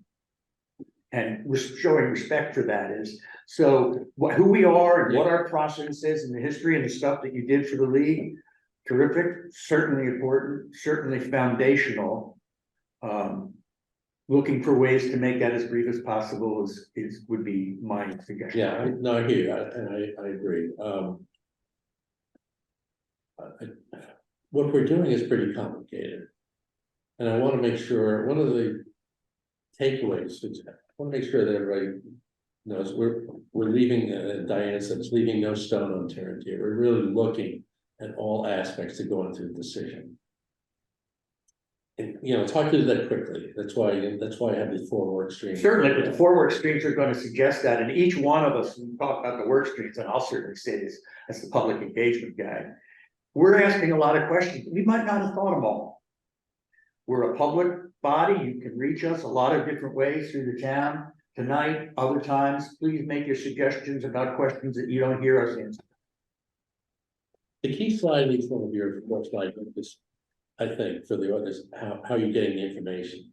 Because if the audience thinks you're missing something, that's a gap in there, that I'm suggesting how to get more information. I think that's a very fruitful area for participation. How can you fill in that information? The draft slides that you sent out last time, there wasn't one of those that I would cut. There wasn't one? I wouldn't cut any of those slides. You can go through some of them really quick in less than a minute, but they were worth it, so. I promise to move. I want to leave the majority of time to you guys. They're also a resource for people who can't go. I find that often when there's meetings and I can't go, I'll go and look at the slide deck. It's there, it's posted online, so keep that in mind. So I think there's some benefit to having a little more, even if you go through them superficially. You had good organization and there was a lot of important information. One thing to think about is follow-up. Yeah, oh, absolutely, and how to contact who, and we have to talk about those details, which our time is short tonight. Yeah. But that's absolutely important for the planning. People need to know who to contact and how, and we put your phone number up, that, yes, absolutely. Should we, on our slides, when we introduce ourselves, just put our email? If people choose to, my suggestion would be that it be a more coordinated thing through the committee, how and to whom that all comes, and whether it's Chris or if there's some central repository, and then they get doled out, is probably better.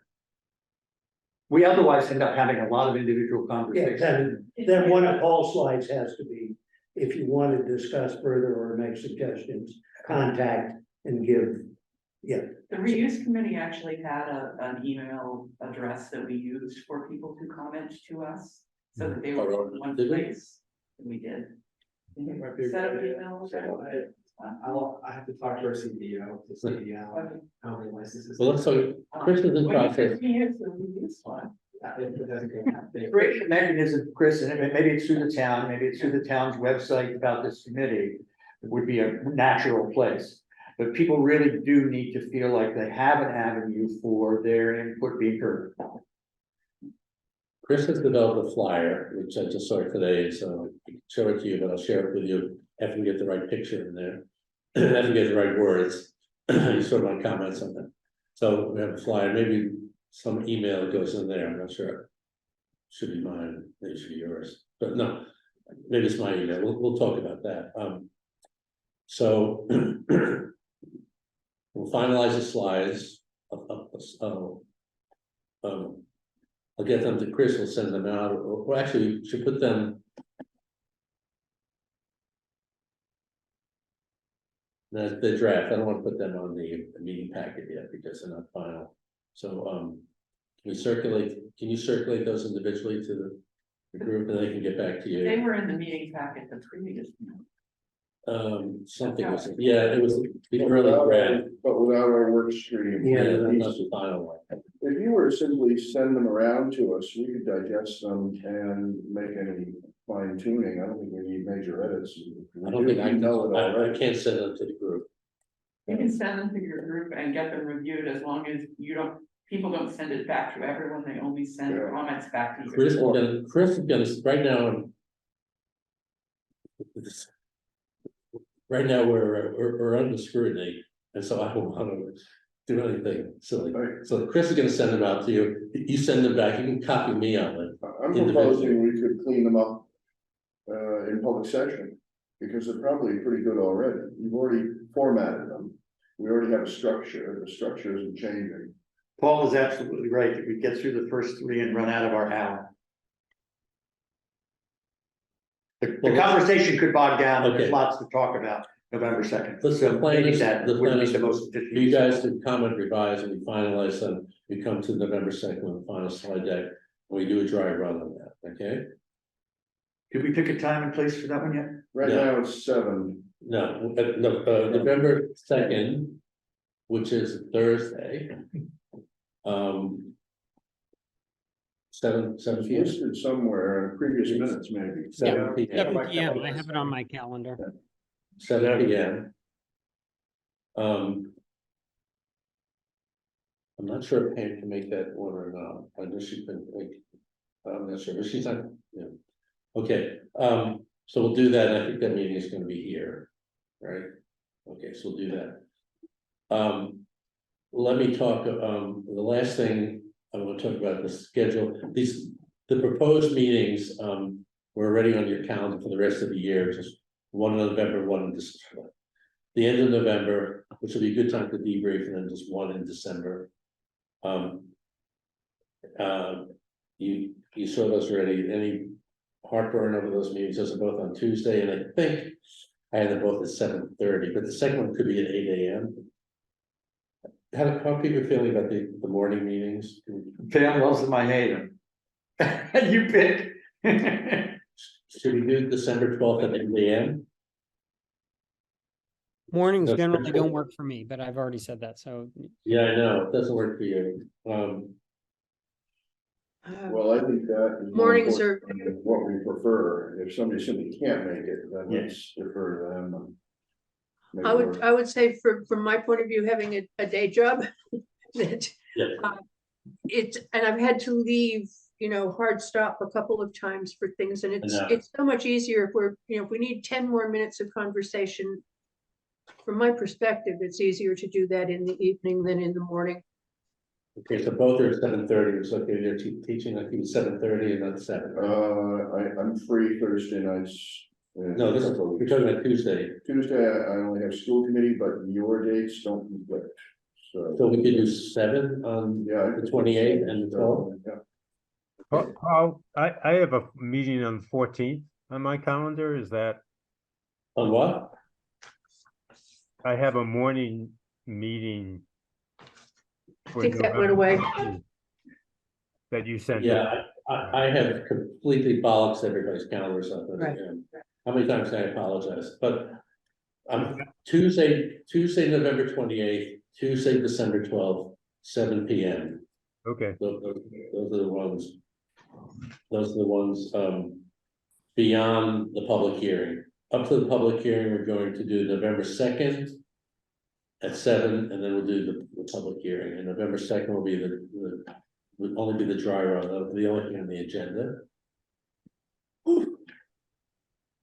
Okay.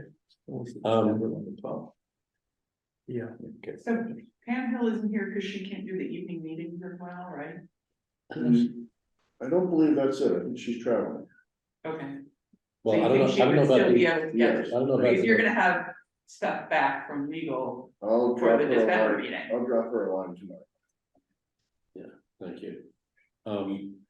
Before I ask for public input, anything else from the task force? Just one other thing, and that is, reuse and economic have mentioned tonight, seeking out other towns that have, gone forward with acquisition or chosen not to. Legal wants to be the same, so I think we should coordinate, how we make those outreach efforts with other towns. Can we ask CEO for the list and then go from there? And then go from there, but I just want to get it on our agenda so we can do it together. So Yes, that's- and we don't want to go to another town 3 different times. Right. I'm with him. But that means we have to sort of combine the queries from each of the three groups. Or see if it's feasible, yeah, just coordinate it to the extent we can, yes. Or try and set it up so somebody from more than one work stream can Right. attend the meeting. But We you get have an hour. already been talking to other towns. Not yet, we haven't. We've asked Geo for the list actually. And contact. That's good, we, yes. Okay, Thank you. any other comments? If not, I know Nancy, you had a comment earlier, I cut you off, well, I didn't even let you start. That's quite all right. I do have a comment when you spoke of rods. For those of us who've been in the plant when it was operational, in the hazmat suits, holding in my hand the depleted uranium heavy metal armament, it could arguably be described as a rod. And it would be a mistake to think of it as a fuel rod for those who may remember what that product was like. That's exactly what Bruce Thompson said. He sent me the photographs of things that could have been defined as rods, and they the penetrator, complete uranium pieces. And You think like a long tube of metal and you would cut them into bullets or something with?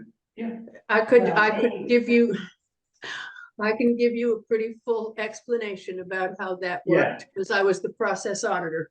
But Oh geez, the bullet maker. production control manager. It was an interesting process, but no, they were not power rods or, that kind of stuff. Any other comments? You- No, okay? that's- Terry Ackerman, also known as Steve Ledoux. Sorry, yes, I've been listening to your meeting, but my computer is in the shop, so I'm borrowing Steve's.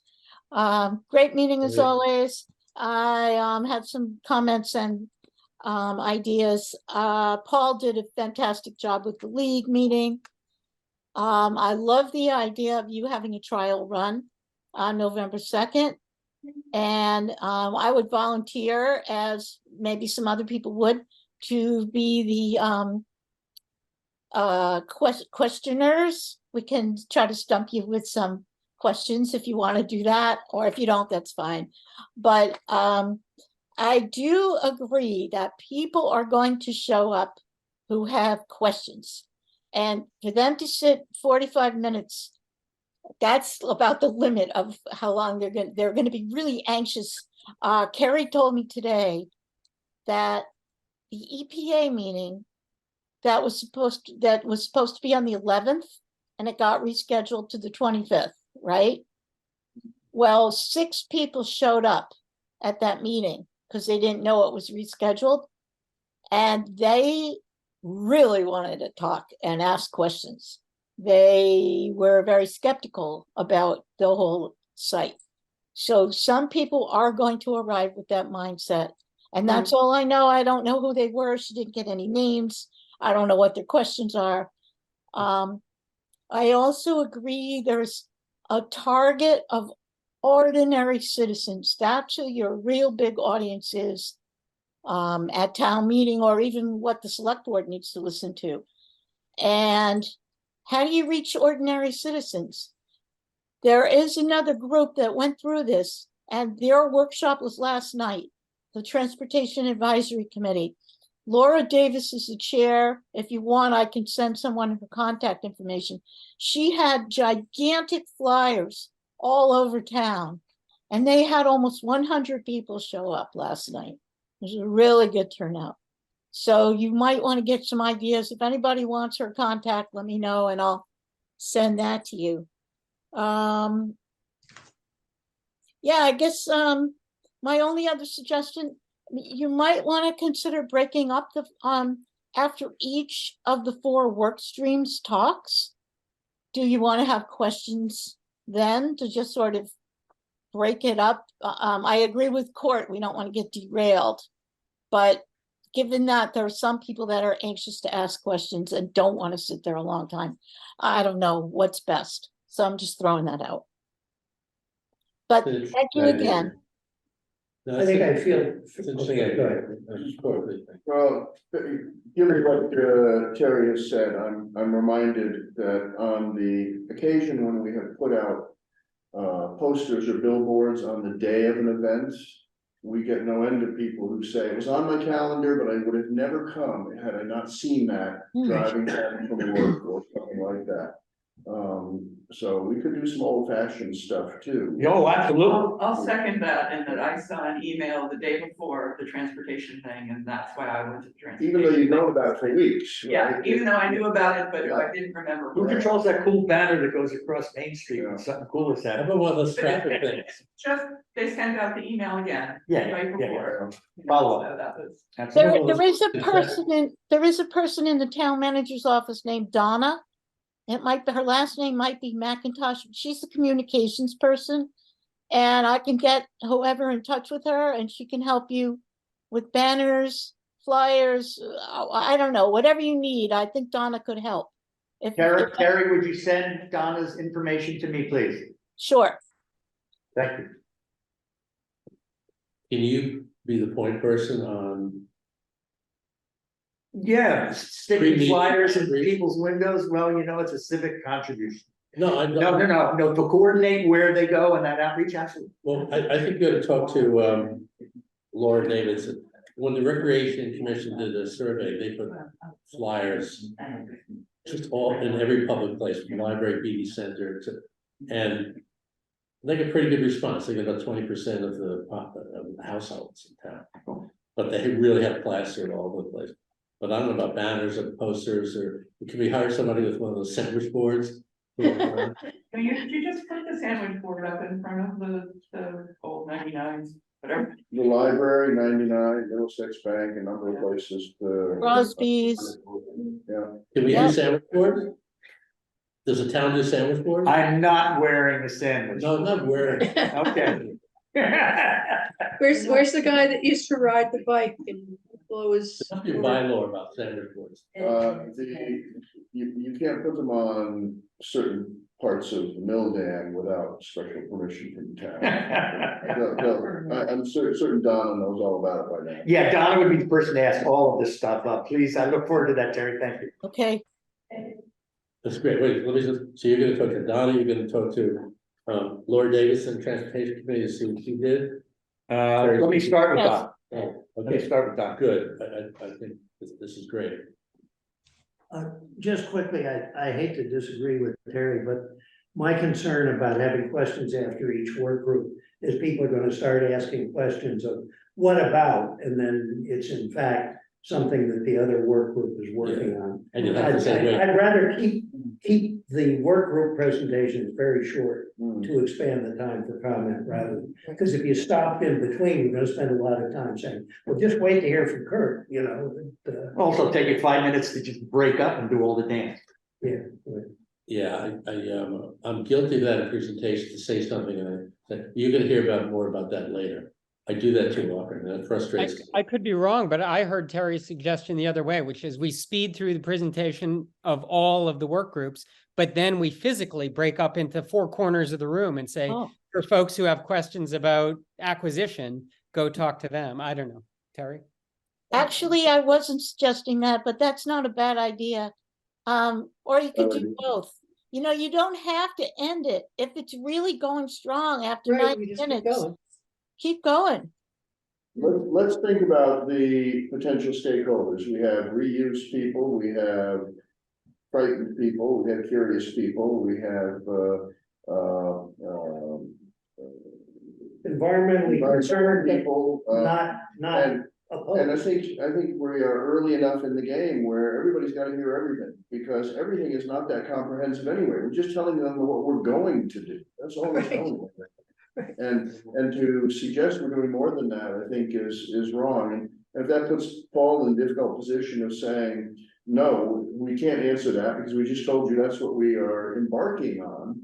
Well, you're gonna have to say it, or we're gonna have to say it. But I have to say thank you for the question. Yeah, also, well, I was gonna say, so instead of breaking into groups, your question is really relevant, Paul would say, your question is really relevant to the work group, blah, blah, blah, and we'll make sure that court or whomever Land there, yeah. includes it, you know, dole those interest things out rather than breaking up the conversation, because there is overlap, as Rich was saying, and one question hits in another area. I think the breakout idea is not particularly to this particular session. Yeah, I mean, I anticipate I'm gonna field the question and figure out who's gonna answer. It's like. Yeah, that's a risk question. That's, you know, it's Kurt or David and Rue and stuff and. Let me ask it in this form. How comfortable are you, Paul, with us after the meeting? Knowing full well that a lot of the important stuff surfaces after the meeting, with us deploying around the room. In any kind of organized way for work streams, and I'm not suggesting, I'm just putting the idea out. Does that get us into trouble with public meeting stuff? I don't know, There's I'm a just wondering what conversation after over the- here and another one over there. No, What is after the meeting? We're only look like? getting That's my point, because at the league, a lot of questions happen after the public. right. So we've identified ourselves during the meeting as with this work stream or that. So the person who's sitting there who has a question about legal has Okay, heard it's court. And if after the meeting has another question that hasn't been asked, finds you. I don't think we need to designate anything more formally than that. That's fine, I just want it known, I want us all to handle it in the same way. These will be great problems to have. If there's so much enthusiasm, we have to figure out how to answer all these questions. I'm gonna thrill, I'll tell you that. But you want as many of those questions to be on the tape, so that when you're trying to remember them later, you could do like what you did and go back to the questions, and those ones that were kind of got you on the way out the door, you want to kind of, we want to get as many of those on the tape at the meeting and not at the door, so that we'll be able to document them later. yeah. Good point. Okay, couple of other hands are raised. Let me go to Kara first, who's in the public comment. Okay. I just want to give a thank you to Terry for letting me know that there were some people there on the 11th. I feel one, really bad about it. And two, it'll definitely help kind of how we set things up on the 25th to acknowledge that and apologize, because that was very much not the intention. And we want to make sure that people know what's going on and they're heard. So thanks. I'd like to follow up on that very quickly, Kara. Carrie, is there any way we can track down who those people were? How did you hear that there were 6 and who would know? Well, I asked that question. It was the town manager that told me. And I said, well, who were these people? And she said, I don't know any of them. I've never met any of them before. So she didn't get their names. I think what happened was she works, it was in the townhouse, right? Mhm. So Yep. she works in that building. So she probably saw people were waiting for a meeting and said, what's happening here? And then explained, oh, we're really sorry, but this meeting's been changed to the 25th. I wouldn't feel too badly, Kara. I think we should just, yeah, you can acknowledge it on the 25th if you want. Mhm. And that might be part of relationship building and Yeah. all. Thank you. And Kara, we'll ask you for a big fat plug for our November 9th meeting during your meeting. So at least everybody at that meeting will know there's another meeting. So thank you. Yeah, no, for sure. That will be the easiest way to punt off reuse questions also. Right, yes. You I know, think a that's lot not, of them- that's not what we're here for. We're here for the technical and setting reuse to you guys. Right. Carl? Yeah, I think we should also think about how we're gonna document the meeting and what sort of public summary of the meeting we're gonna ultimately post. I mean, we're gonna have a tape of it, but we probably do need to create some written summary that captures the questions and summarizes the meeting. So, Well, it's a meeting, so we gotta have minutes. I hate to volunteer, But you just did. yeah, right. I do. This may be one of those things where you can review the.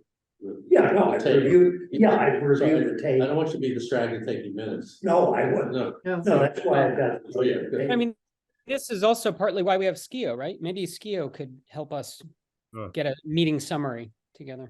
And yeah, I think summary is a key there, that it's the types of questions, that the ground that they were covering with those questions and what it created as action items for us to want to follow up on or to respond to publicly in another chapter. it is a communication tool, what we put out from the meeting. Mhm. Chris, excuse me, Karen? I'm sorry, no, go Sorry, ahead. I'll just chime in.